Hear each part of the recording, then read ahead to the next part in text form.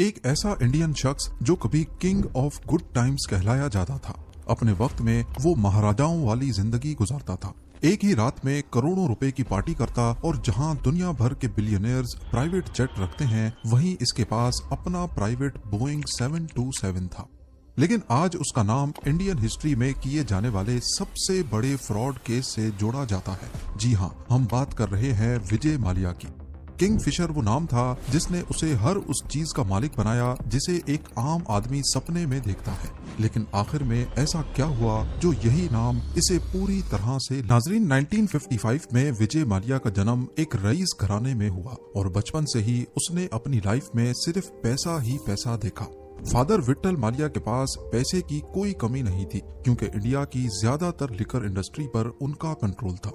वो United brewery के director और सबसे बड़े शेयर होल्डर थे। अपने बिजनेस नेचर की वजह से मुल्क भर में उन्हें अच्छी निगाह से नहीं देखा जाता। वो मीडिया से दूर रहते थे और कहा जाता है कि अक्सर अपने खिलाफ न्यूज चलने से पहले ही पैसे देकर उसे रुकवा देते थे।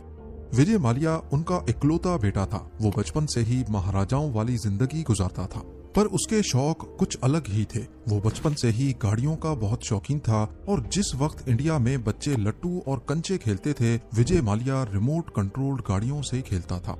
विट्ठल माल्या ने उसके मुंह से कभी चांदी का चम्मच निकालने की कोशिश ही नहीं की और उसका नतीजा ये हुआ कि विजय जब बड़ा हुआ तो उसके शौक भी वैसे ही थे।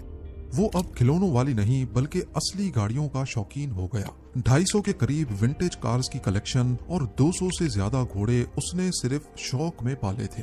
उसका ये शौक विट्ठल माल्या को पसंद नहीं था क्योंकि उनका मानना था कि ऐसे शौक पालने वाला इंसान एक अच्छा बिजनेसमैन नहीं बन सकता। लेकिन महाराजा के शौक का कोई मोल नहीं था। विजय माल्या ने 1982 में इंडियन ग्रैंड प्री का अवार्ड जीता और ट्रॉफी अपने नाम करके नेशनल चैंपियन बन गया। वो अपने इस शौक को नेक्स्ट लेवल पे लेके जाता, लेकिन फिर एक वाकया हुआ जिससे उसकी लाइफ का ट्रैक हमेशा हमेशा के लिए बदल गया। विट्ठल माल्या की अचानक हार्ट अटैक से मौत हो गई।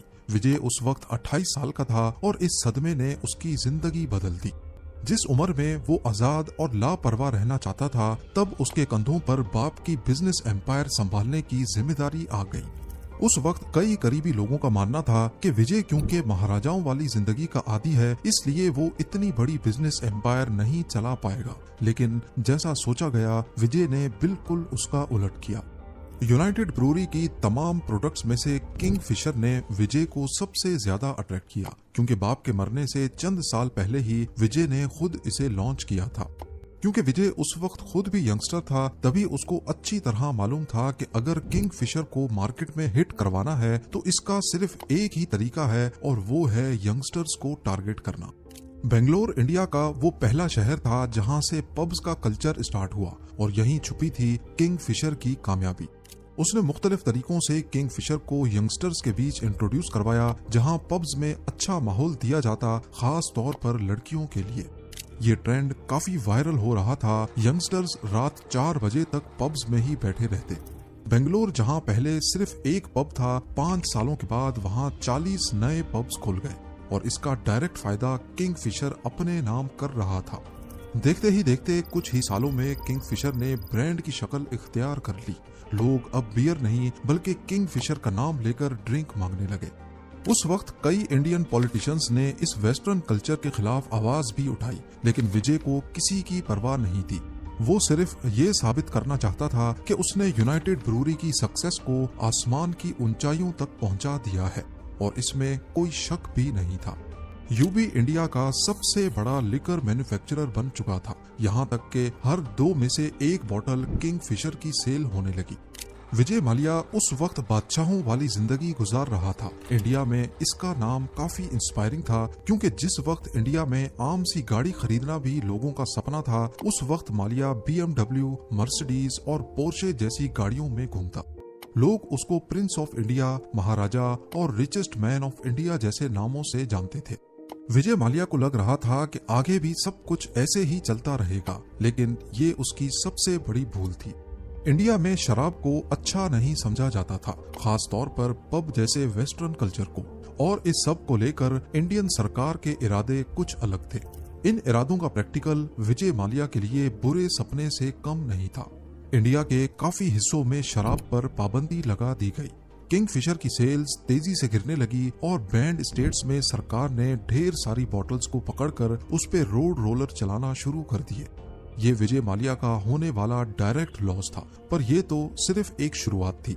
इसके बाद इंडियन सरकार ने विजय माल्या के खिलाफ घेरा मजीद तंग करते हुए एक नई मुसीबत खड़ी कर दी, क्योंकि जिन स्टेट्स में लिकर बेचने की परमिशन भी थी, वहां पर भी अब टीवी और न्यूज़पेपर्स में शराब की एडवर्टाइजमेंट्स पर बैन लगा दिया गया।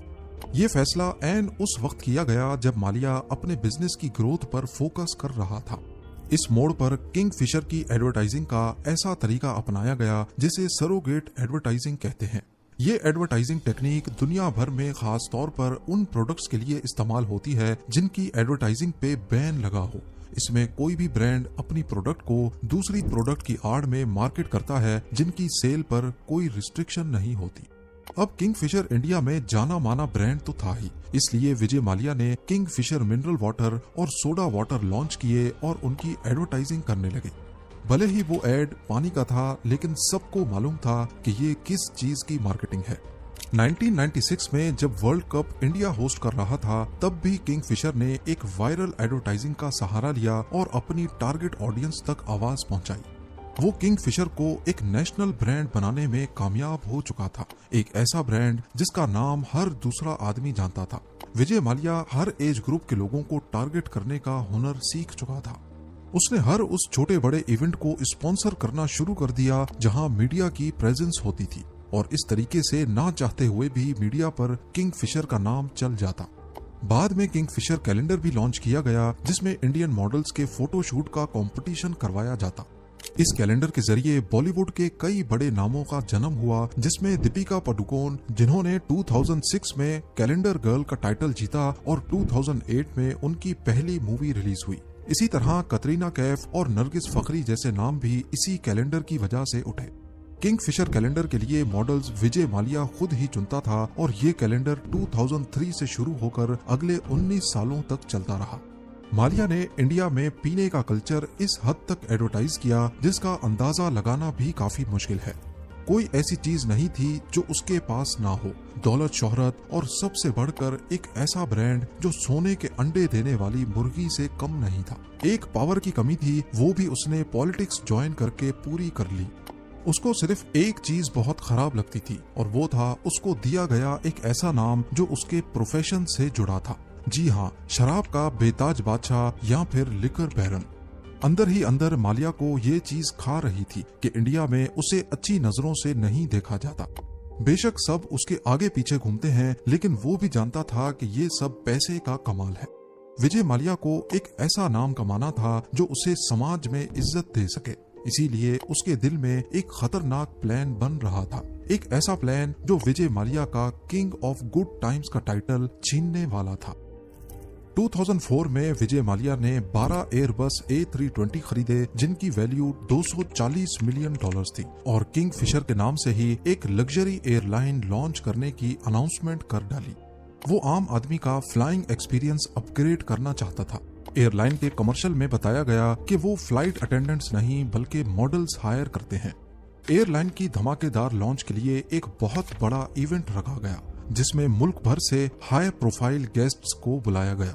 अपने बेटे की 18th बर्थडे पर किंगफिशर एयरलाइंस को लॉन्च किया गया। ये बिल्कुल अलग तरह की एयरलाइन थी। इस लॉन्च इवेंट की वजह से किंगफिशर का नाम दुनिया भर में छा गया और वो एक लाइफस्टाइल ब्रांड के तौर पे उभरने लगा।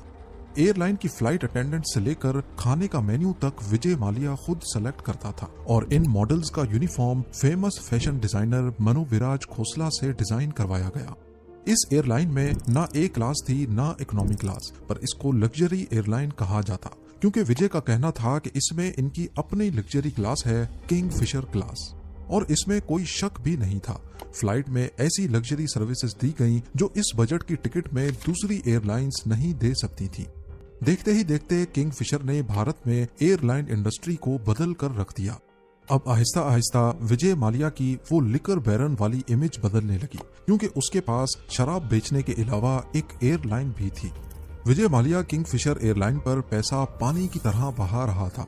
एक दिन एयरबस की फैक्ट्री टूर पे उसको सेल्स टीम ने घेर लिया और ऐसी ऐसी चीजें दिखाई कि उसी दिन मालिया ने उनसे $1 अरब के नए जहाज खरीद लिए। मामला अब बजट एयरलाइन से हटकर प्रीमियम क्लास की तरफ जाने लगा, जो कि असल में मार्केट की डिमांड नहीं थी, क्योंकि ज्यादातर ट्रेवलर्स कम बजट में ट्रेवल करना चाहते थे। पहले जहां कोई क्लास नहीं थी, अब ए क्लास लॉन्च की गई, जिसमें बेस्ट चीजें सर्व होने लगी।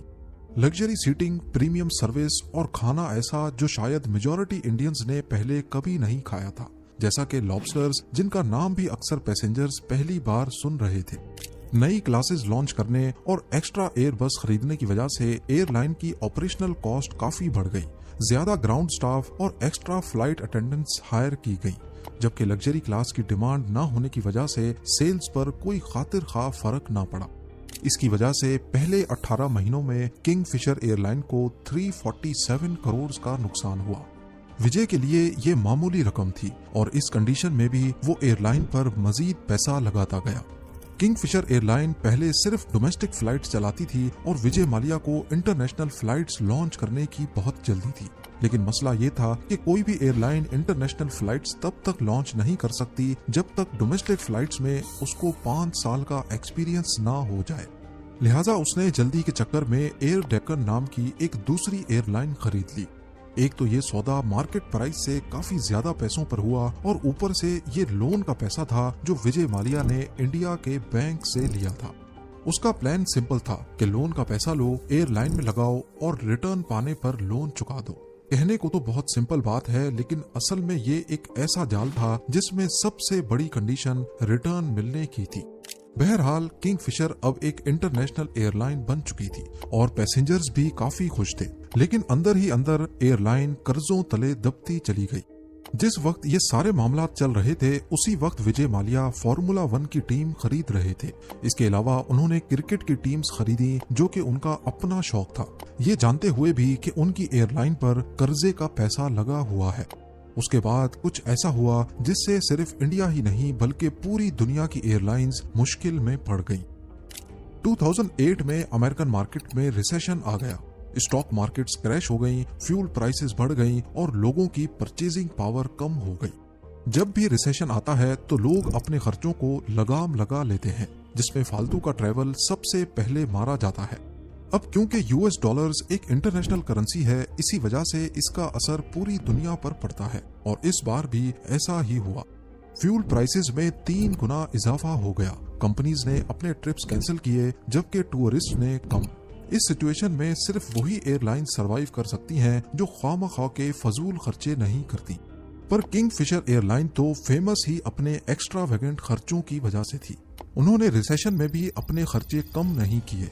उनके रेट्स दूसरी एयरलाइंस के मुकाबले में कम थे और सर्विसेज बहुत आला। इस बात में कोई शक नहीं था कि किंगफिशर एयरलाइन बुरी तरह लॉस में चल रही है और इसका भांडा एक न एक दिन फूटना ही था। जब ये भांडा फूटा तो वो नए पोल भी खोल बैठा।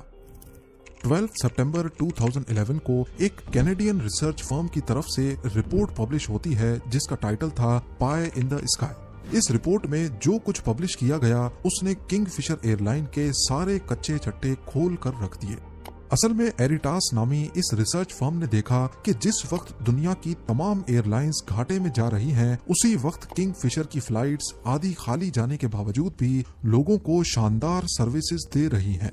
जब उनको मामला गड़बड़ लगा तो उन्होंने जांच पड़ताल शुरू कर दी। मालूम पड़ा कि किंगफिशर एयरलाइन के खर्चे उनकी सेल्स से भी ज्यादा थे और ये रिपोर्ट तब मजीद इंटरेस्टिंग हो गई जब उसमें ये बताया गया कि ये सारे खर्चे असल में लोन के पैसे हैं जो किंगफिशर ने मुख्तलिफ बैंक से लिए थे। अक्टूबर 2009 में IDBI, जो कि एक पब्लिक सेक्टर का बैंक है, उन्होंने किंगफिशर को $200 मिलियन का लोन दिया। अब नॉर्मली जब भी कोई बैंक लोन देता है तो वो पहले तसल्ली करता है कि जिसको लोन दिया जा रहा है वो वाकई लोन चुका भी पाएगा या नहीं, जिसके लिए वो कोई श्योरिटी भी रखते हैं। लेकिन विजय माल्या ने बैंक को झूठे डॉक्यूमेंट्स दिखाकर बताया कि कैसे आने वाले वक्त में उनको इतना फायदा होगा और वो ये सारे पैसे वापस कर देंगे। अब क्योंकि उस वक्त किंगफिशर और विजय माल्या का बड़ा नाम था, इस वजह से बैंक ने सिर्फ नाम पर ही ये सारा लोन पास कर दिया, जो कि एक बहुत ही गैर जिम्मेदाराना हरकत थी।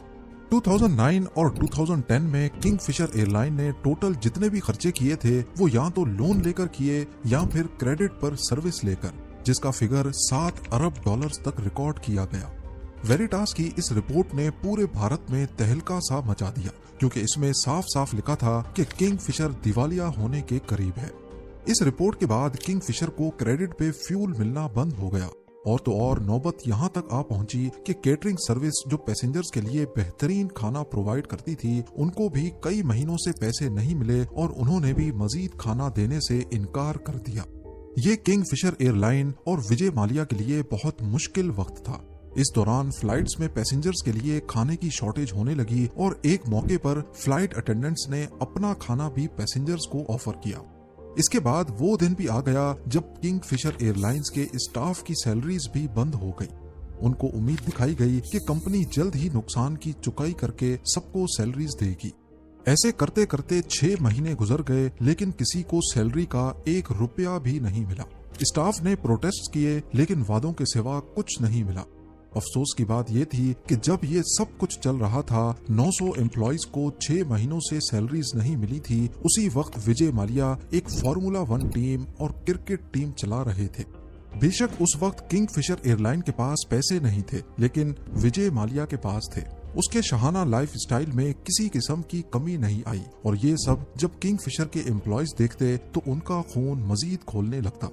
इसी बीच मुंबई के इनकम टैक्स डिपार्टमेंट ने टैक्स ना देने पर 2 मरतबा किंगफिशर एयरलाइंस के बैंक अकाउंट सीज कर दिए। 2012 की शुरुआत में किंगफिशर के आधे से ज्यादा जहाज ग्राउंड हो गए और ये अपना टॉप इंडियन एयरलाइन का टाइटल भी खो बैठी। अक्टूबर 2012 में directorate general of civil aviation ने किंगफिशर का लाइसेंस सस्पेंड कर दिया और ये किंगफिशर एयरलाइन का आखिरी दिन था। विजय माल्या ने 17 इंडियन बैंक से टोटल 9,000 करोड़ रुपयों का लोन लिया था। इनमें से ज्यादातर पैसा पब्लिक सेक्टर बैंक्स का पैसा था, यानी ये अवाम का पैसा था। लोन वापस ना मिलने पर बैंक्स ने विजय माल्या के खिलाफ केस फाइल किया, जिसमें बताया गया कि विजय माल्या एक विलफुल डिफॉल्टर है, यानी उसने जानबूझकर बैंक से तब लोन लिया जब उसको मालूम था कि उसकी एयरलाइन डूब रही है। इस सारे मामले को लेकर सीबीआई और इन्फोर्समेंट डायरेक्टरेट ने भी इंक्वायरी की, जिसमें यह मालूम हुआ कि लोन लेते वक्त विजय माल्या ने फेक डॉक्यूमेंट्स दिखाकर बैंक से लोन लिए थे। और इन्वेस्टिगेशन में इस चीज के भी सबूत मिले कि जो पैसा किंगफिशर एयरलाइन को बचाने के लिए लिया गया था, वो असल में उसने अपनी पर्सनल लग्जरीज और यूबी के दूसरे बिजनेस में इन्वेस्ट किया। ये सारी बातें तो रही एक तरफ, दूसरी तरफ विजय माल्या के खिलाफ लोगों का गुस्सा तब मजीद बढ़ गया जब उसने इन हालात में भी अपनी 68th बर्थडे गोवा में बड़ी शान के साथ सेलिब्रेट की, जिसमें फेमस सिंगर एनरिके इग्लेसियस को बुलाया गया।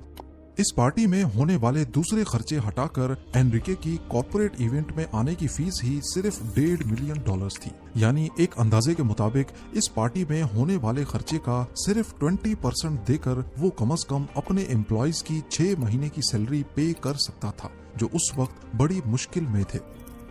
जब विजय माल्या के खिलाफ इंडिया में लीगल कार्रवाई शुरू हुई तो वो 2016 में इंडिया छोड़कर यूके चला गया। इंडियन अथॉरिटीज ने उसके पासपोर्ट को कैंसिल कर दिया और उनके खिलाफ एक्स्ट्राडिशन के लिए यूके गवर्नमेंट के पास रिक्वेस्ट भेज दी।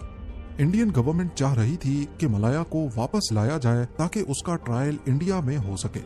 यूके कोर्ट्स में एक्स्ट्राडिशन केस काफी लंबा चला, लेकिन दिसंबर 2018 में यूके कोर्ट ने डिसाइड किया कि विजय माल्या को इंडिया वापस भेजा जाए, जिस पर मलाया ने यूके कोर्ट के फैसले के खिलाफ अपील की।